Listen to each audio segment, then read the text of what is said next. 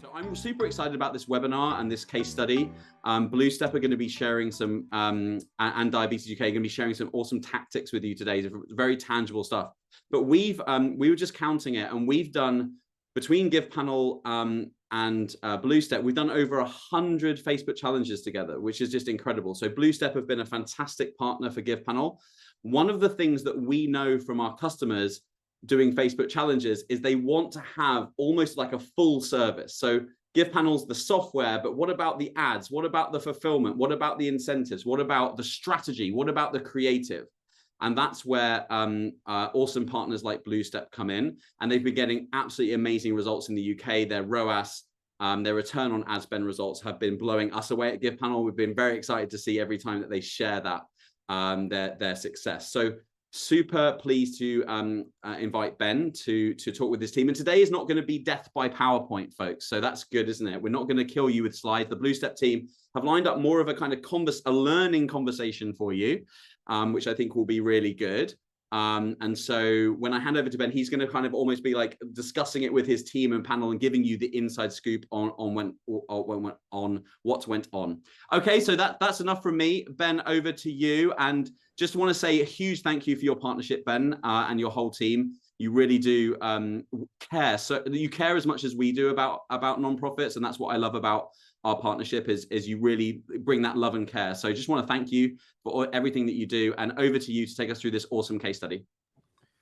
Brilliant. Thank you so much, Nick. And yeah, very warm welcome to everyone. And so great to see so many faces, obviously people that are noting in the chat box. So from our side, we're honestly, we're so excited to have the opportunity to share this kind of moment with you. Of course, we thank you for your time, and Matthew and Stephen from Diabetes UK have been an incredible partner to work with, and it's actually made our lives a lot easier, because when you work with people that are so seamless in their approach and their mindset to social fundraising, it really does start off with the winning formula.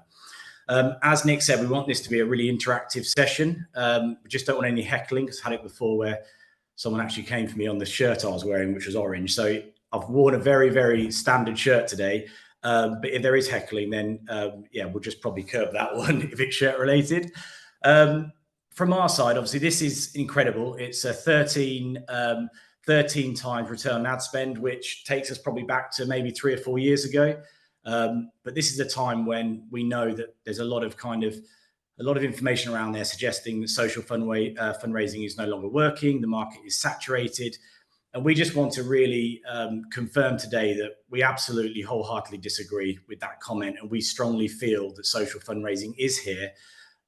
It won't be for everyone, but actually, when time is taken, love and care is taken, and more of a handcrafted solution, working with incredible people, then we can get these results. So as I said, we're now going to go through in detail as to how we got to this point. So yeah. Next slide, please. I've always wanted to quote Winston Churchill. I don't know why, but it felt like today was the right time. And obviously, this is not my political view. So again, no heckling. But this is really poignant, I think. So to improve is to change. To be perfect is to change often. And this resonated with me and the team, because actually, this, I suppose, sums up where we've been over the last 4 years from a social fundraising point of view.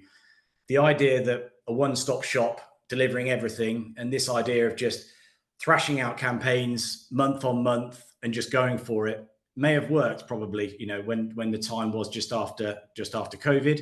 But actually now we're seeing that is not working. And actually what's being substituted there is the performance of the campaign.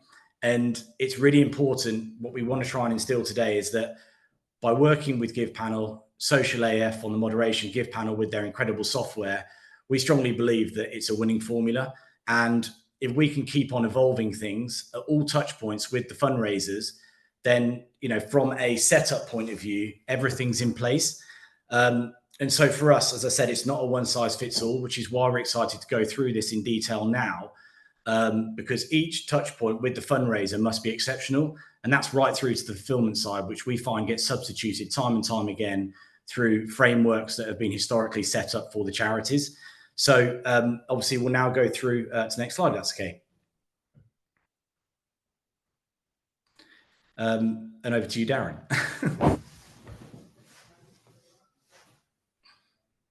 Oh, Darren, you're on mute. It started well. Actually, just before that, Darren, one of the things I was meant to mention was with the partnership side, obviously with the Give panel element to it, we've been working hard with those guys, and actually by joining with partnerships of people that are exceptional, it allows us to be flexible and innovative together.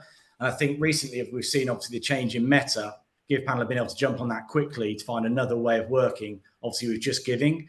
So actually, these are the kind of the elements that are really important to us as a team, because things change quickly and times are tough. And so for us, that's been an incredible part again, where we can change tact, change wind direction, whatever it may be. But the result of that is the performance still continues. So over to yourself, Darren. Yes, and I was conveniently saying on mute there, so you feel free to heckle me back. But your first heckle was, I know you did have a question that you wanted to fire over to Matt and Stephen from Diabetes UK before we carry on. So that's the first heckle. Yeah, thanks for showing me up in public. You could have just sent me a WhatsApp message, but that's great. Thank you very much, team player. This one goes obviously to Matt and Stephen in the first instance. So the question I had for you, what is the expectation for social fundraising at Diabetes UK? And is this still a nice to have, or is it a permanent fixture now for you guys?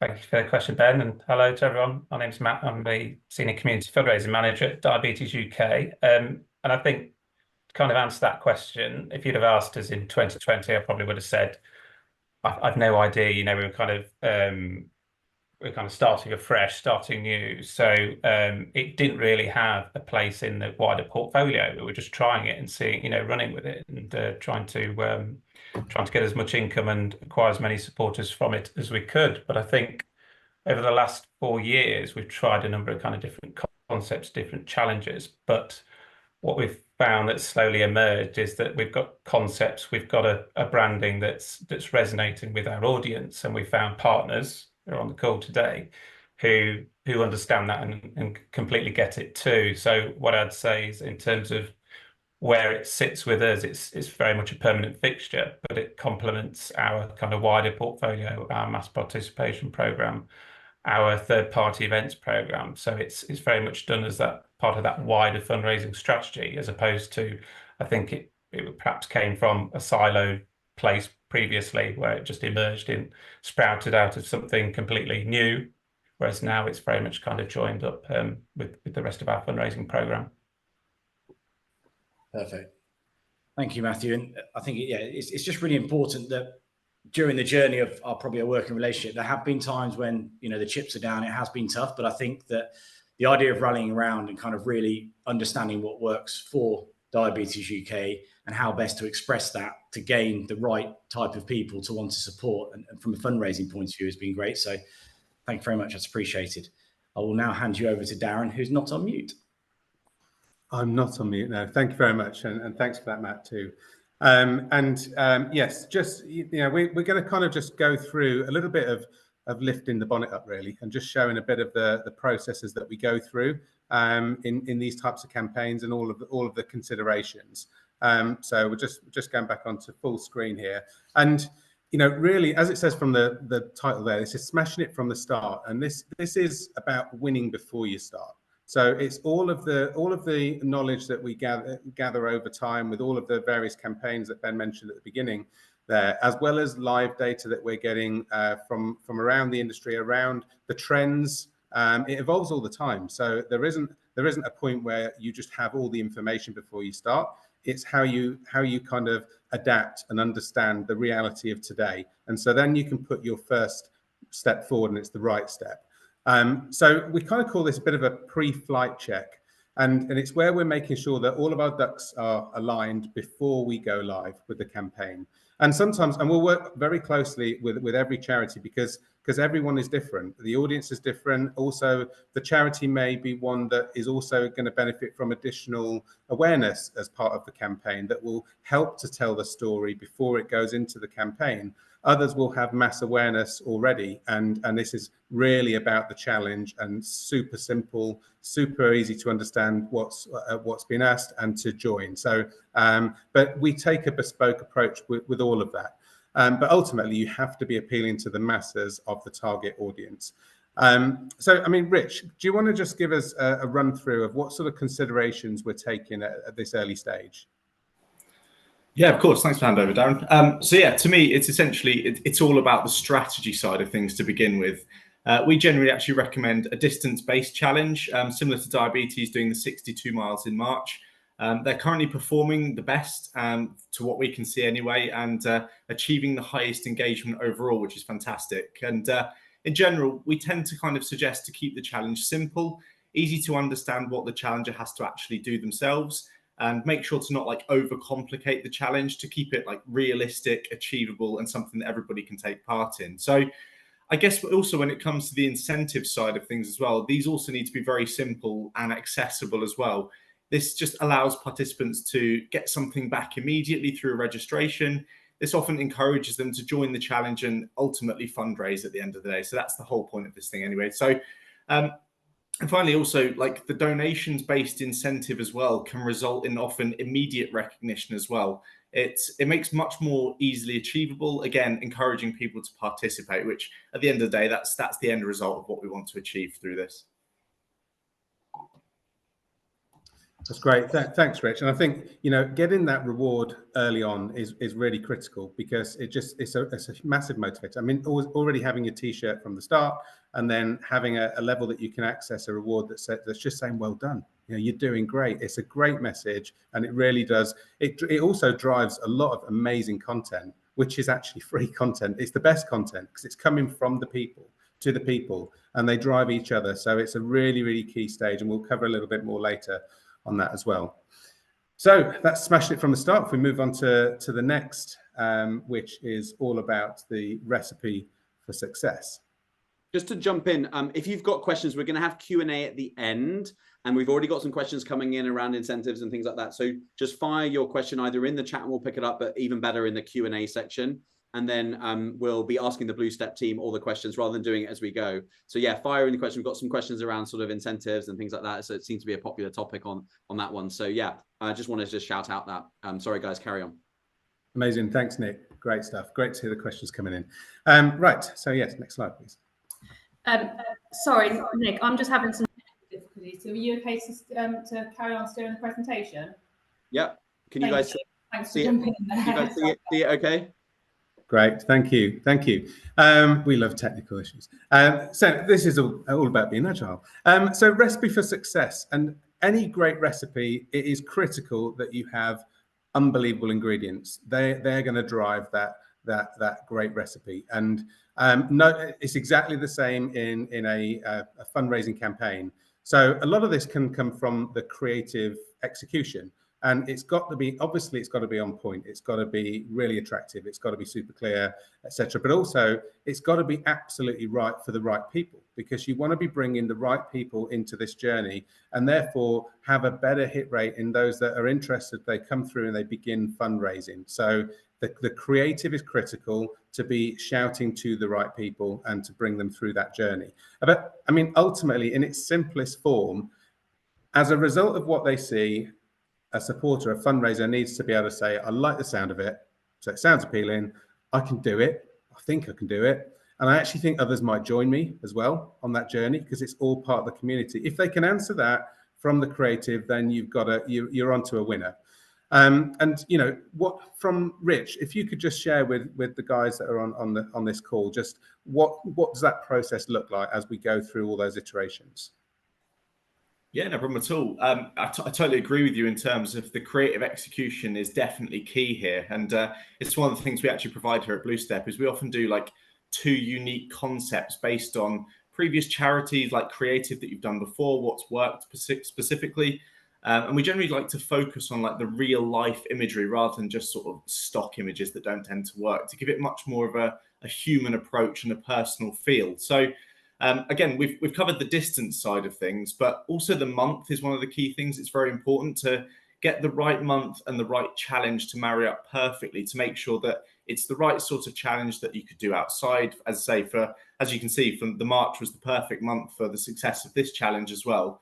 I say we're constantly working alongside you and making sure we're in the group and we're celebrating success along the way. But And also just a final point as well, is just that, like, particularly when it comes to the medal side of the incentive as well, and raising over £150 to get there, this reward scheme kind of enables people a bit of a target to aim for, and it really sort of drives donations to give the participants something to achieve. And we can see from the data and the amount of donations, as we can see as well, that this is definitely something that has worked for diabetes in this case.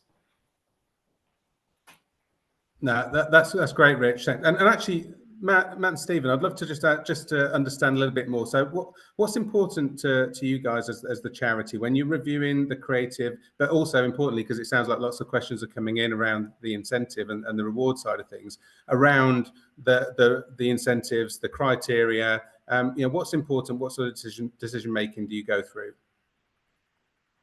Thanks, Darren. Hello, everyone. I'm Stephen, Community Fundraising Project Manager at Diabetes UK. Regarding your question about what was important when reviewing the campaign creative, so for this campaign, we actually used a lot of the learnings from all of our previous campaigns in the last year.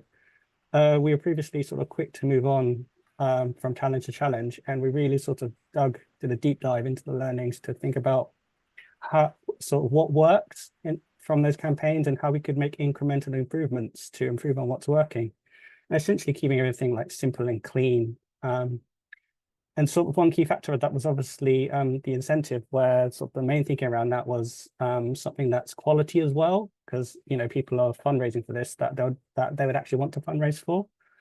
And one thing we did for this challenge was we dropped the level of how much people had to raise, and also we were trying to be too cute last year with incentive levels and attribute stats to them, while this time we sort of kept it clean about on £25 and £100, because the ultimate aim behind this was to raise the activation rate of supporters. So when we were reviewing the totals that people gave, we sort of reverse engineered our thinking, where we would actually try and think before about how to boost our top fundraisers, while this time we were trying to boost the people at zero.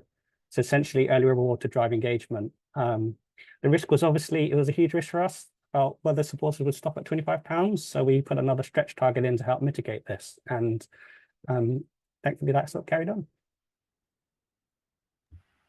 That's great, Stephen. Thank you. I think it was a really smart move, and I think yes, it does have a little bit of risk because it's a slightly different tactic but actually to get mass engagement early on, and then something that's still achievable as the next threshold, is really important, and I think it's a key part of the success too. So I'm sure that people will be taking notes on the call today. So thanks for that.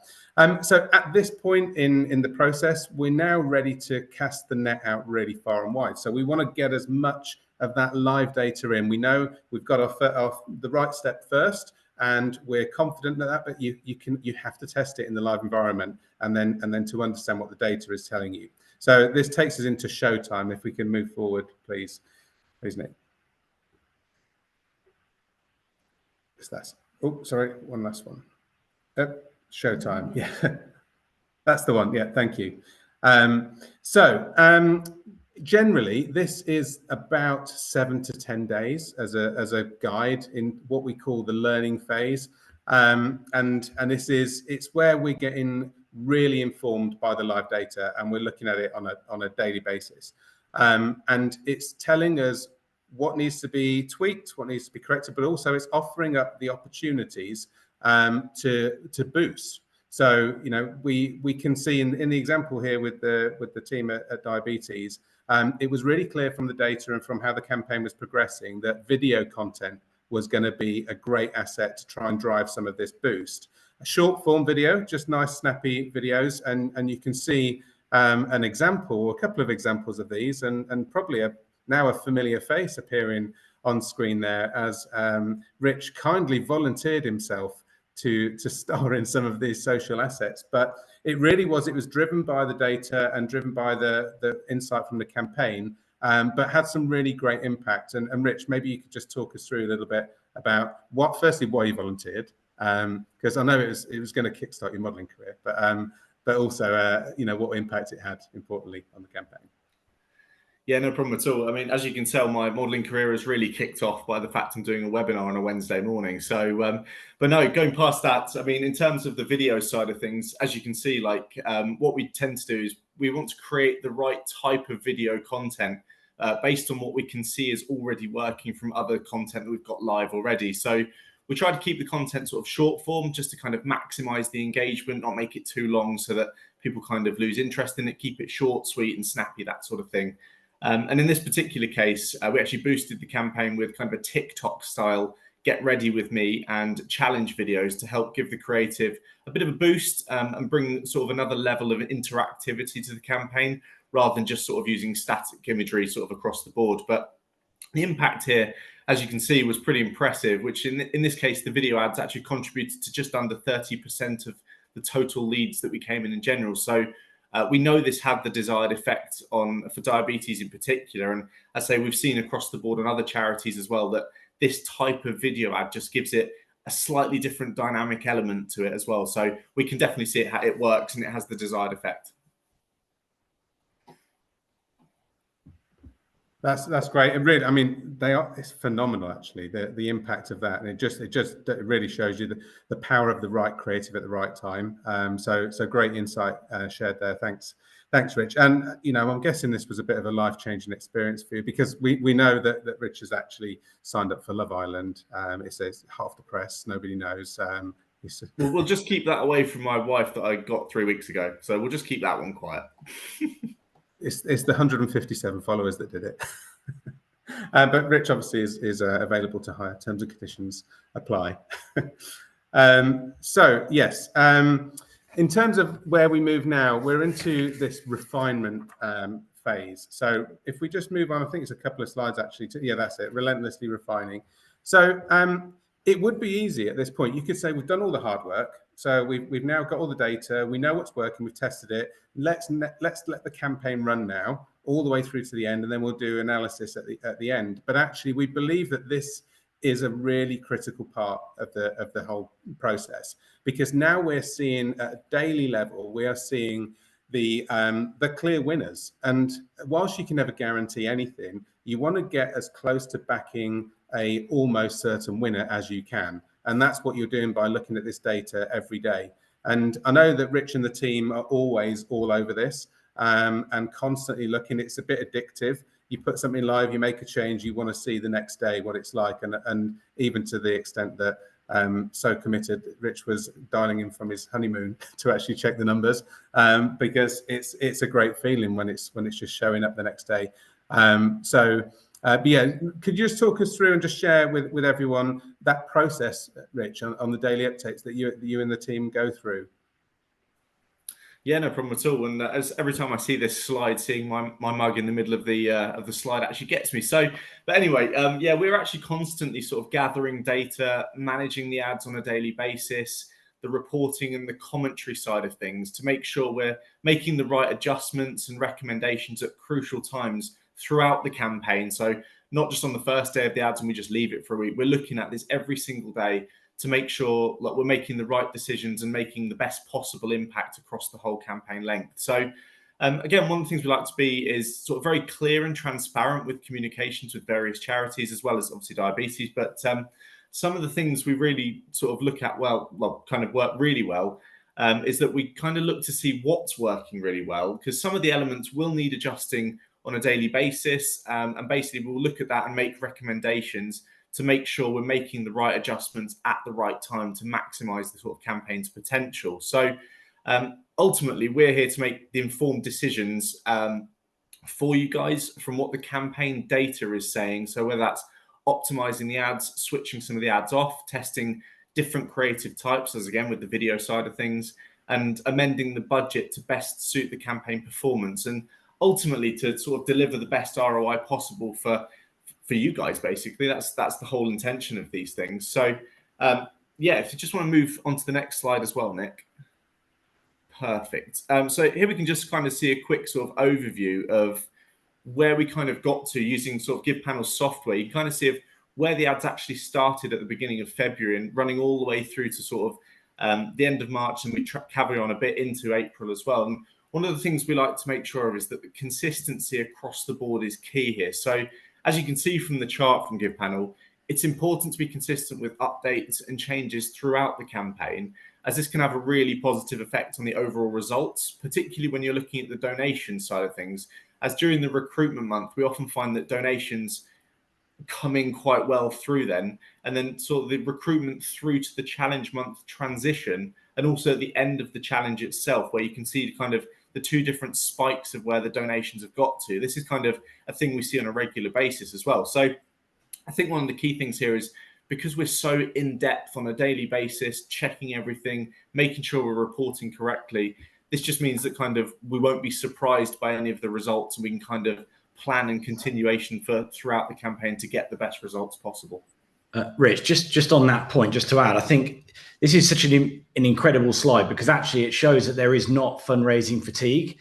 And as Rich, as you mentioned there, it's about consistency of every day seeing fundraising amounts coming in. And if we look at why this is so important, it's because it's a contribution of all elements coming together to serve the ultimate performance. And as we said before, finding the right people that resonate with Diabetes UK, that want to support Diabetes UK, bringing these guys into the group, loving these guys, making them feel 100, like they're the most important people in the world, which they are, being there for them, love and care all the way through, keeping up, making sure that everything's secure from a platform point of view, fulfillment, everything going out in record time, arriving with them in environmentally friendly packaging, products that are, and it's that whole purpose side. And I think what we've got here is that some campaigns may start and then they may start to die off as it moves forwards. But consistency here and having a consistent theme has really, really had a huge impact, because it means that when we get to March or April, where we see those spikes, you've got a huge amount that's happened prior to that makes the spikes even more exceptional. So I think this here just shows consistency, which, over a 60-day period of activation and challenge month is an incredible number that's then gathered. So really, really exciting slide. Can't believe I just said that about a chart. Okay, thank you. No, it's great. It's great. And thanks, Ben. I think it's a really solid point.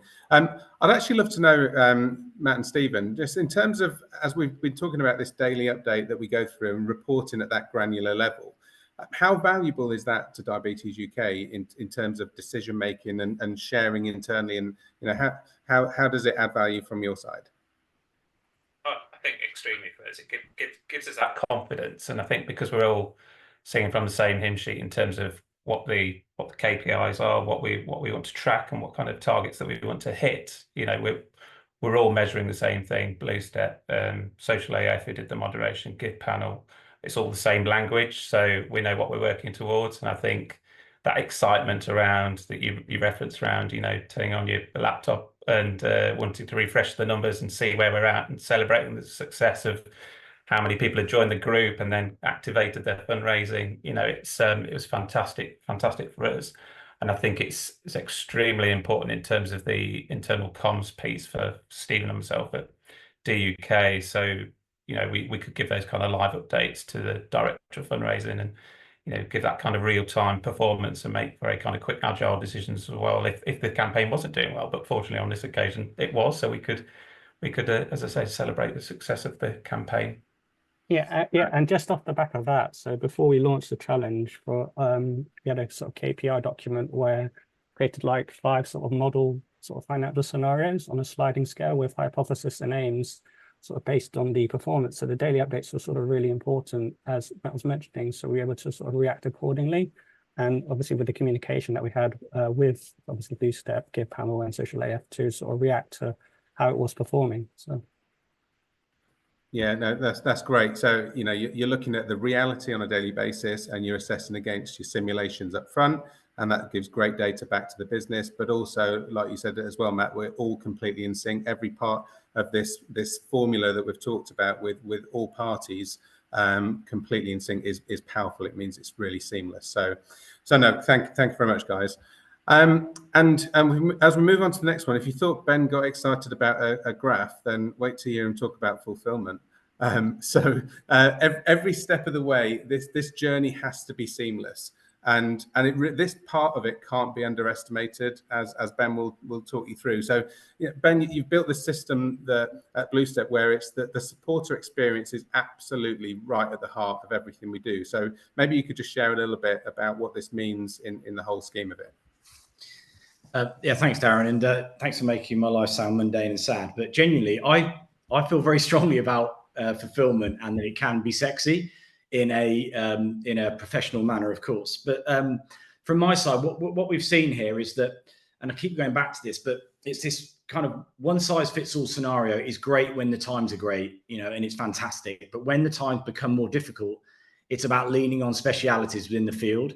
And this is why we partner with GivePanel. This is why we partner with Social AF. This is why we partner with key people that we know that when times are hard, we've got the best people around us. And we're not in a situation where we're trying to do everything under one roof and there's an off-schedule situation and we can't cope with it because we're stretched resource-wise. And the result is we've spent the charities' funds and we haven't got the result. So overall, it sends negativity throughout the sector. And of course, we don't want people to think that social fundraising is not there still. So in terms of fulfillment personally for me, I feel is broken. I feel it's a very old school way of working. I feel charities are signed up fulfillment houses because it works for IG, it works for direct mailings, it works for contract packing. But when we get a new fundraising product like social fundraising, which needs to be flexible, needs to be innovative, it needs to be fast paced, needs to be snappy, then actually the wheels fall off. So we've done all this amazing work, all this upfront work that's been carried out by so many people. It then gets fed into the fulfillment house. They don't share the love and care. They don't share the passion. And actually, if we've seen exceptional results, we have to book it in for a week's time to get another packing day. We don't get the updates. We run out of stock at the start. And, the packages go out in normal jiffy bags, attacked by the dog when they come through the door, papers ripped. And for me, this is a really, really big issue. And there should be more love and care around this. So we work in a very different way. We have branded mailing bags that are full of infographics championing the support these guys are giving and thanking them. We have literature that's simplified, whether it's a tracker, whether it's a letter on decent weighted paper, and everything's sent out with thought in mind. So if an incentive is put forward, we'll make sure it goes out as a second-class large letter. We won't suggest sending out a water bottle. We will suggest more sustainable items like wooden medals. We will suggest having generic T-shirts like Diabetes UK. They ordered upfront for the year. We then reeled those T-shirts off through the year. So then when we saw a massive uptake, we could keep up with it. We didn't have to wait. We didn't have to reorder items. We printed the literature bespoke to the event. So actually the whole way through it felt great. In terms of how the data is shared, obviously with GivePanel, we log in, we pull the data, we cleanse the data to make sure that everything's going to the right people. We cross-check the T-shirt collectors out there, and you'll be surprised, but on every file that we get through, there's tens and tens and tens of people that are just signing up to these events and abusing the system. And this is that love and care, which is important because we don't want that to happen, because we want to live in the return. From a love and care point of view, obviously Slack channels, we have a live Slack channel that's happening all the time, just feeding in information and so on. But for me, this is important because it's a pay-as-you-go service. So we just charge, it's just charged per pack. There's no cost associated with data processing, account management. There's no packaging costs. And so whatever you send is what it comes to. So that protects the bottom line again, if we have a surge, which is great, or we have one that underperforms. So for me, the fulfillment side, it needs to be snappy. These items need to be going out in record time. We can't have them arriving with the wrong sizes. We can't have them being put together, at the 11th hour. And so this for me is an important part, because if this part falls down, we have a group of negative people with negative cultures that have the ability to sway people in the group and change that whole cultural side. So I'd like to think I've kept it pretty contained in terms of my excitement around fulfillment, but I can't stress enough that whatever the fulfillment solution is, it must be fit for purpose and it must replicate all of those touch points across, which is that whole handcrafted world-class solution. So I've tried to contain myself there, Darren. I was going to put myself on mute if it got too much, but thank you. And can I just quickly say something about BlueStep here? I think BlueStep are just really excellent at this piece. And I do secret shopping with our customers, and I sign up for their events. So I get, I make sure I donate to cover the costs, but I get your packs. and 9 out of 10 packs feel very unloved and just like someone has stuffed the t-shirt in a jiffy bag. So and this is a virtual event, but this is the real experience that someone's getting. It's so important to make that connection, and I just think that like this being sort of sewn into BlueStep's offering is just so powerful. So I just want to say, I think this don't overlook fulfillment. It's a massive deal in my book.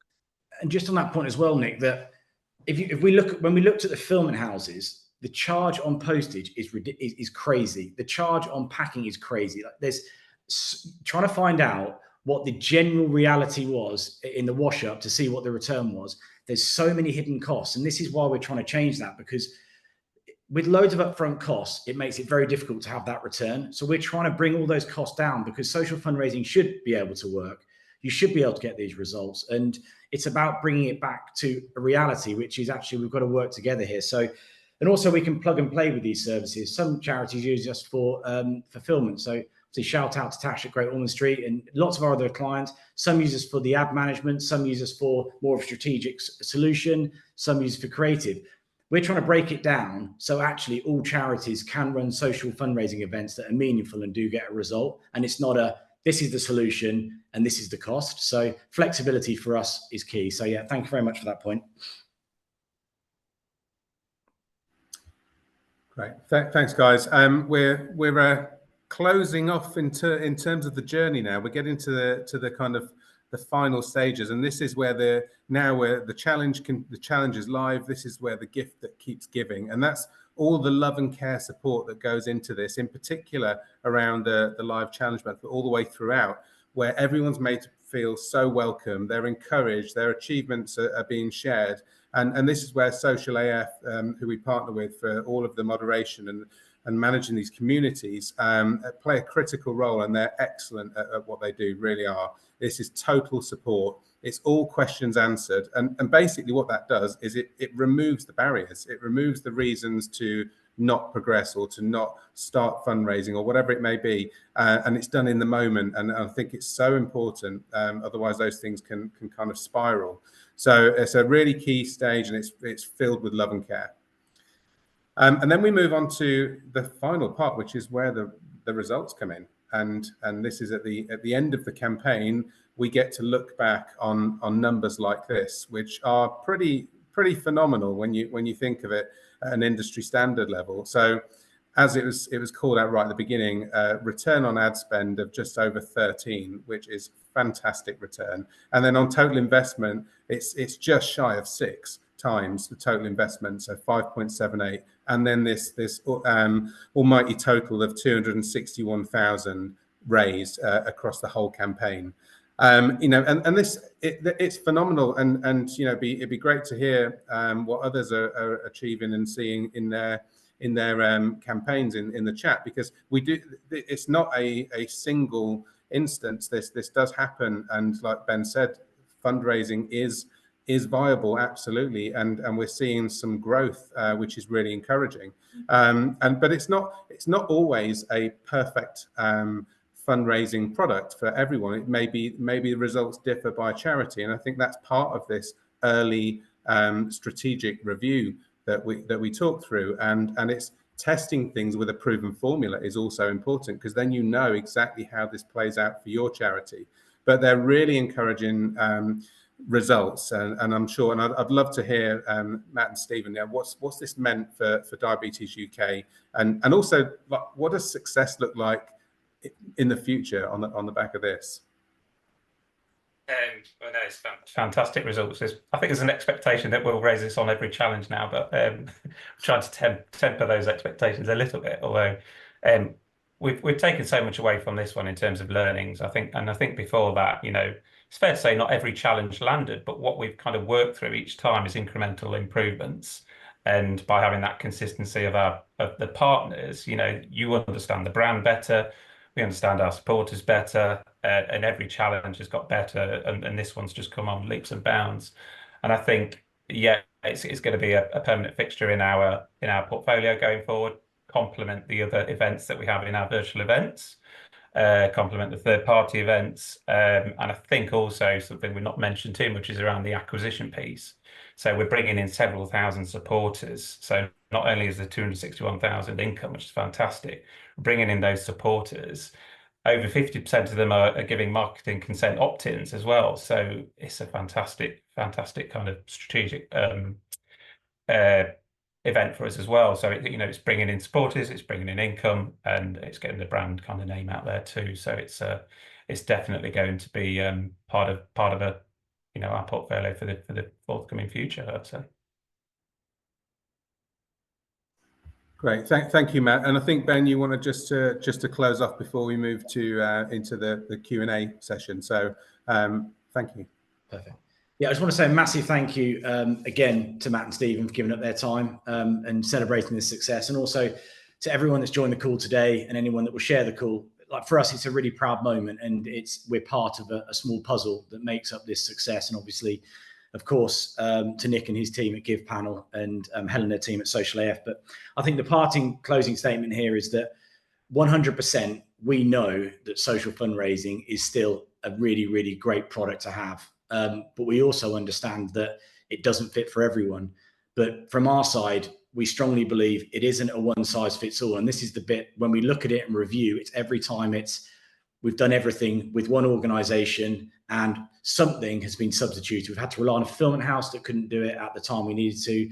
When we asked them for questions, we didn't get the response on time. We missed the trend. And I think, we're sticking very, very clearly to what our specialism is. And same with obviously Social AF and of course Give Panel as well. So if there's anyone out there that is thinking about, kind of suggesting that social fundraising isn't for them, or they want to have a look at how we can help, we will just give our time free of charge, of course, because we want there to be a scenario where we can reignite this love for social fundraising so we can get the results again. So thank you very much. And obviously back to yourself, Nick. Appreciated.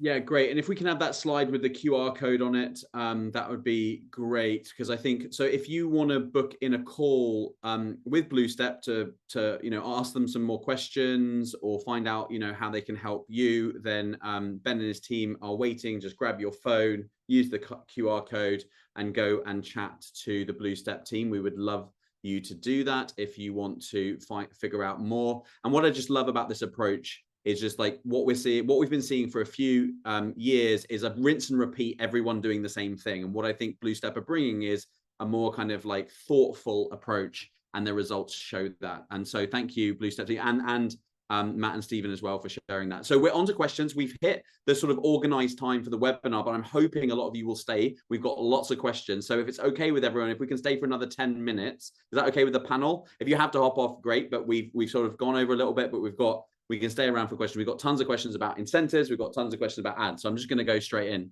And Ben, maybe you can help me reroute. I'll try and sort of do my best about who should be. So this one's about incentives. And perhaps this is a bit of Diabetes UK chiming in here as well. But there's a comment that warm audiences have indicated that they don't want freebies due to the environmental impact. I think this is more the kind of warm audiences, especially t-shirts. Do you have any examples of encouraging sort of stuff with digital assets? Or is offering an opt-out of incentives enough? And do you offer that kind of opt-out to incentives? So how does Diabetes think about that? How does Bluestep think about that? I think that's a really good question from Sarah. This is from Sarah Millerick. Hello, Sarah. Matt and Stephen, if you want to jump in at any point, please tell me. Do you want to kick off, Matt? It looks like you've come off mute, or would you like me to?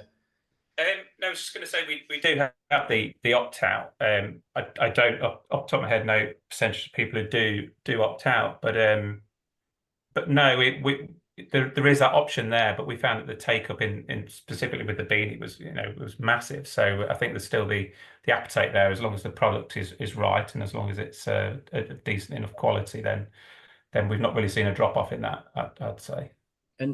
And just on that point as well, Sarah, I know that obviously from a CSR point of view, sustainability is so important, and we share that. And I think that where we've seen before is that when packs are sent out, everything sent out could be first class, which people do find frustrating because obviously that mode of transport and what that adds to the carbon footprint in terms of the amount of literature involved. Sometimes there's lots of literature, the packaging has lots of plastics. And so what we try and do on a lot of groups, which is good as well, is we ask polls as well to see what people would like to see more of. And actually, it might be as simple as a wooden medal and a bamboo kind of sustainable lanyard, which might one of them. It might be using recycled paper, which obviously Great Ormond Street use in their sense. And it might be, instead of using two pieces of paper, it might be one printed on either side. It might be celebrating the fact of what this is doing in terms of the statement from the charity and what they're working towards. So there's lots of different things that we can do.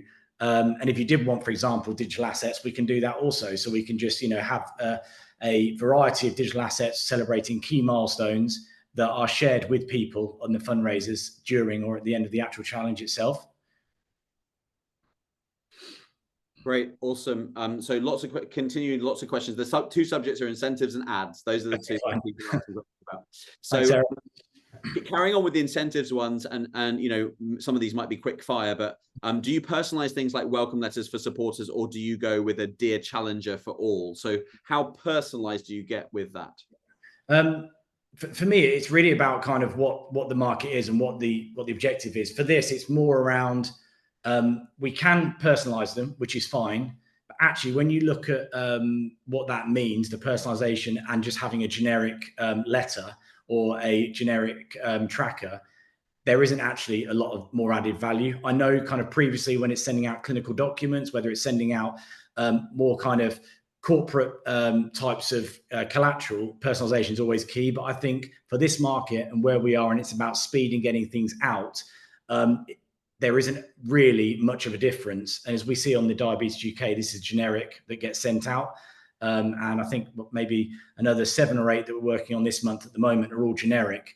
So I don't think it's about getting too hung up about personalization or not. The only thing personalization will do is slow it down slightly when it comes to the send. But of course we can do either. Great. One more question on incentives before we pivot to ads, because we don't want it to all be about incentives, but we've got lots of questions coming in. We might even have to tackle some of these offline, or you can book in.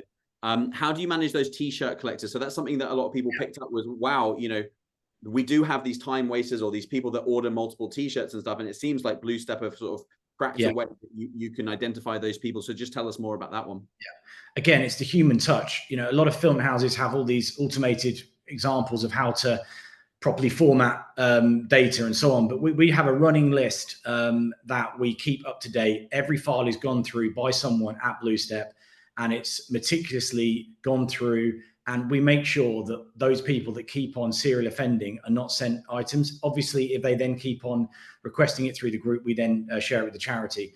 Before we go into this, every time we do always ask, would you like us to remove these people? Because these people are signing up to 10, 15, 20 challenges a month, time and time again. And again, this is where having a solution that's fit for purpose all the way through is key, because it keeps on coming back to feeding that return. So it's all done, by humans in the appropriate manner. Awesome. Let's go on to ads for a bit. Will, actually, I'm going to Will's got 2 questions. I'm going to put them together. His last return on ad spend, he did a cycle challenge, cycle 200 in April, and he got a ROAS of 5, which I think, although we showed 13 here, actually a ROAS of 5 is not it's not terrible. It's really pretty good. So Will, don't worry about that. It's nowhere near this result, but it's still a good result, I think. And he's been struggling to reach new people with ads, so especially the younger version. And he's thinking about the short form video that you showed, and how much is that being influenced by TikTok consumption, that kind of thing, and how, I guess, how important, maybe this is a question for Matt and Stephen, how important are you seeing short form video when you're thinking about these events now, and how much of an impact do you think they're making to kind of recruiting, reaching new people? I think for us, it's about having it's about refining the ad. So we've done a number of campaigns now with Blue Step, and we showed you those lockup ads with the 62 miles and the Diabetes UK, and they were clearly kind of resonating with a certain audience. But then, to your point, we knew that there was lots of emerging trends around those short form TikTok style "Get Ready with Me" ads. So we trialed those, and they've resonated, they've stuck, they've worked. So we'll be doing more of those next time. But it's for us, it's like trial and error, and we're to an extent we are putting our faith in Rich and Ben and the guys at Blue Step a little bit. But yeah, don't be afraid to try, and don't be afraid to kind of put a bit of money behind some of that short form video content. And we'll be doing more of that, I think, for our next challenge. Yeah, and I think there were some questions about what exactly were the incremental changes that you've been talking about. That sounds like it was one of those incremental changes. You really dialed up that sort of short video with, you know, using Rich there? Absolutely. Yeah, I think first time it was the classic kind of opening the letter or the box, you know, unveiling the T-shirt. That was the first stage of the video ad. Second stage was Rich doing his fantastic modeling. So whatever Rich will do next, I don't know.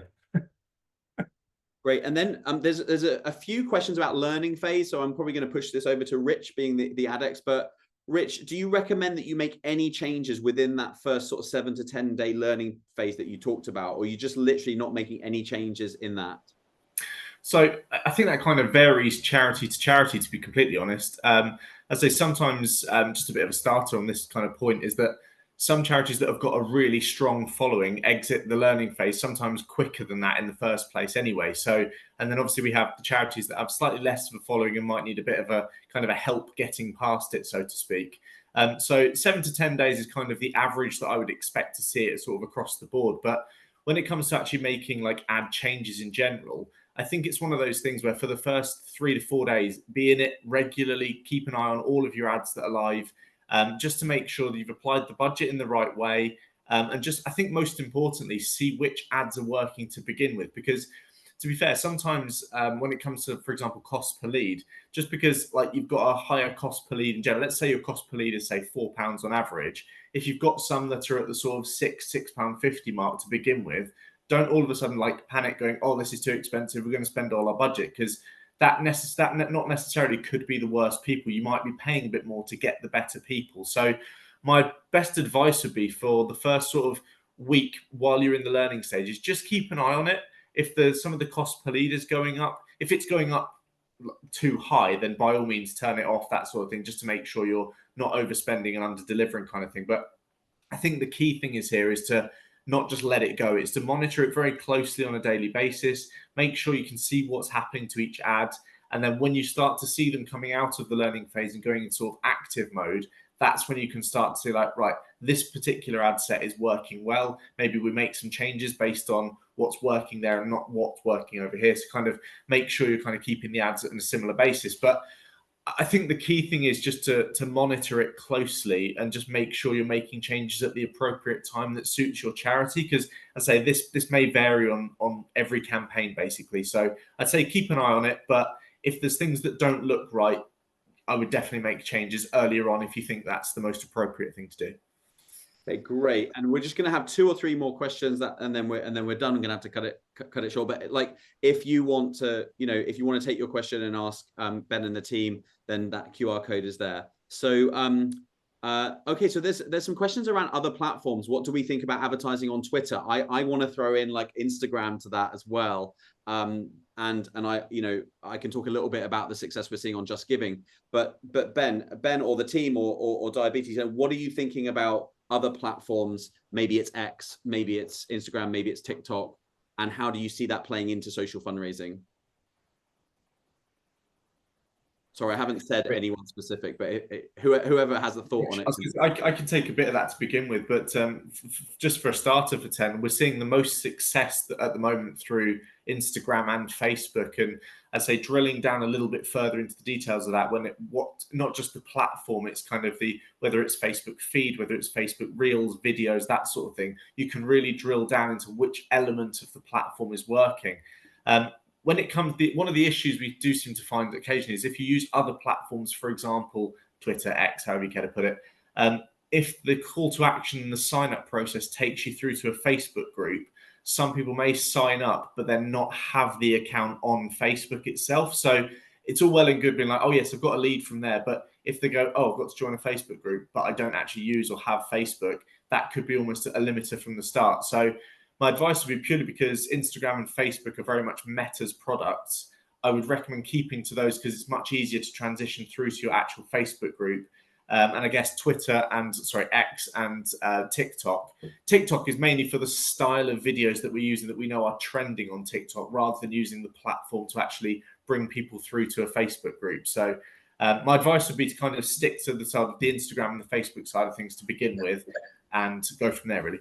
But just on that point as well, I think with this, it's about making sure that we're not overly testing at the expense of the charity. So what we want to try and do is stick to what works, and then we can refine and keep on making innovative steps forward. So And as we just said then about the Get Ready With Me, this is a scenario where the handcrafted situation where we can jump on it, bring a video to life, implement it straight away, track, report, and then at the end of it, see what the success looks like. So I think we stick to what we know works, and we keep on revisiting the TikTok scenario, which we're chatting about all the time anyway, but not at the expense of the charity's budget.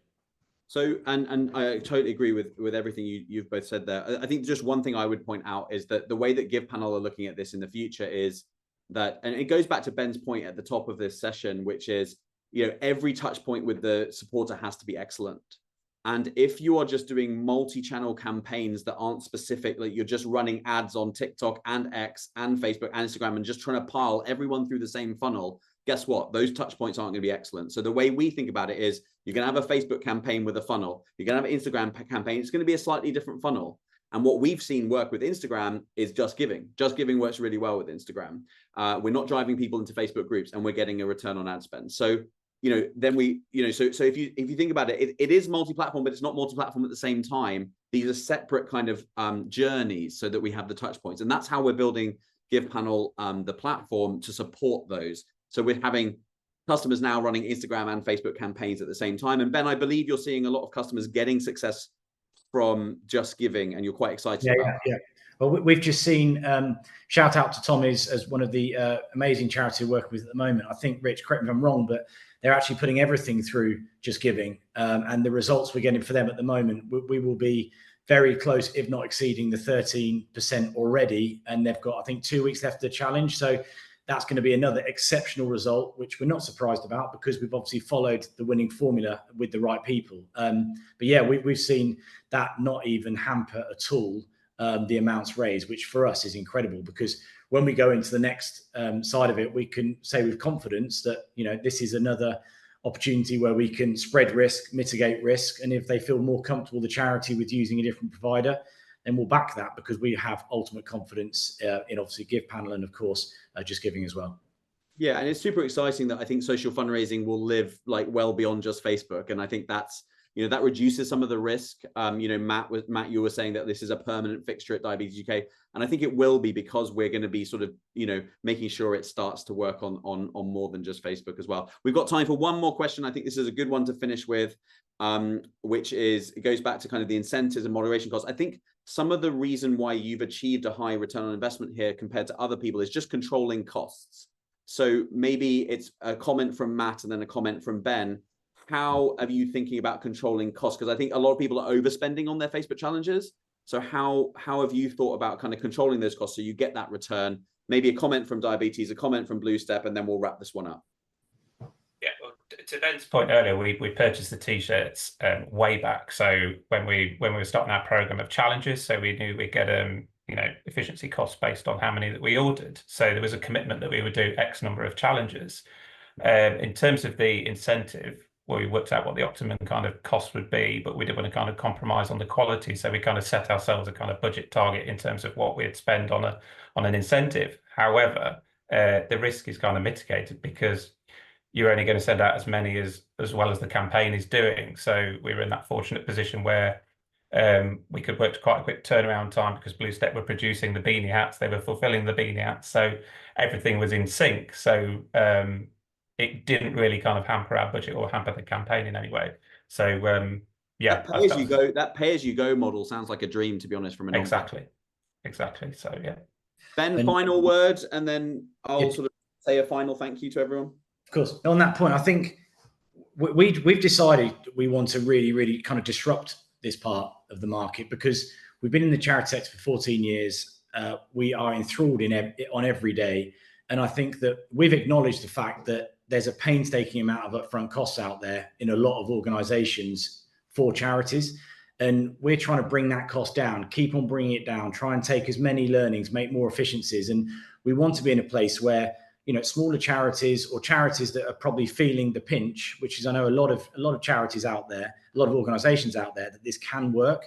And so, that's why we've looked at every single element. And, we're by far the most kind of competitive out there, 100%. But we're living in the results we're bringing in. And I think that's where we want to be. So, yeah, we will keep on refining and keep on trying to innovate in order to get the fundraiser to feel the love even more, and of course to raise more important funds for the charity. So yeah, we're living and breathing this space, and we'll continue doing everything we can to make it even more seamless so others can be involved to this scale as well. So thank you very much, and it's hugely appreciative of you to invite us on this session today, Nick. Thank you. Well, congratulations to, first of all, to Diabetes UK for amazing results. Thank you, Matt and Stephen, for being so open and sharing as well. And for the Blue Step team for putting this all together. I know people are like having to go. We work in hourly increments in the sector where we've got another meeting at the top of the hour. So I do want to wrap this up, but just want a huge final thank you. And I'm sorry we didn't get to every question. We only got to about 60-70% of the questions. So there was a lot of questions. So do book in that call with Blue Step. They just love nonprofits. They love charity. So they want to speak to you. And yeah, we'll, send us some feedback. If you want more of these kind of things, we can grab more case studies and do this kind of thing. So yeah, thanks so much. I thought it was a really excellent session and conversational and lots of learning. So I learned some stuff, which is great as well. So awesome. Thanks everyone. I'm going to go and finish moving house, and I hope you all have a great rest of the day and love the one you're with. Thanks so much. Take care. Thank you, guys. Thanks, everyone. Bye.